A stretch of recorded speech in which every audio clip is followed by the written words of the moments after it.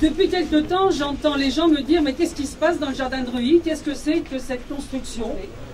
Et puis quand on énonce ce que cela va représenter, c'est-à-dire qu'on a accès à l'eau, toutes les autres, pas d'eau de robinet, de l'eau qui peut être tempérée, de l'eau qui est un peu réfrigérée, et puis de l'eau pétillante. Parce que c'est la première fois à Paris qu'il y a une révolution de ce type, de donner en distribution libre de l'eau pétillante. Les Parisiens, parfois, ont pu me dire qu'ils pouvaient boire l'eau du robinet, mais si elle était gazeuse, et bien maintenant, il n'y aura plus d'excuses, en effet, pour ne pas boire d'eau du robinet. Cette fontaine est directement raccordée au réseau public. C'était une initiative milanaise, donc elle a vu le jour, ce concept de maison de l'eau a vu le jour en Italie. Ça marche extrêmement bien, les Italiens sont friands d'eau du robinet, gazeuse ou non gazeuse.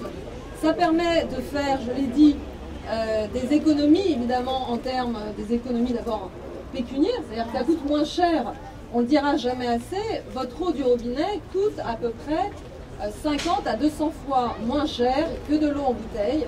Vous n'avez pas de bouteilles plastiques, donc vous économisez de l'énergie, du pétrole, des déchets plastiques. Vous avez une eau d'excellente qualité, on ne le dira non plus jamais assez, mais cette composition minéralogique de l'eau de Paris est équilibrée, comparable à plein d'eau embouteillée, et en plus vous faites un bienfait pour la planète. Déjà elle est gratuite et puis ça économise du pétrole. Elle est un peu salée et il y a beaucoup de bulles.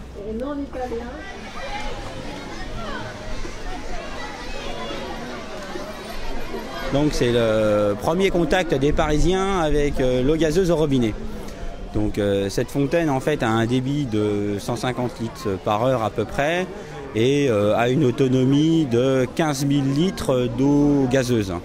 Donc on a des bonbonnes de CO2 qui nous permettent en fait de gazifier l'eau avec des petits capteurs, et dès que le seuil est atteint, on vient pour changer les bonbonnes.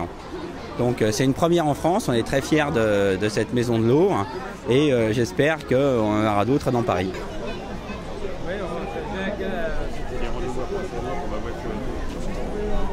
Effectivement, qu'on puisse partager l'eau, qu'on ait accès à l'eau aussi facilement, ça paraît normal et pourtant ça ne l'est pas, et donc je trouve ça très bien.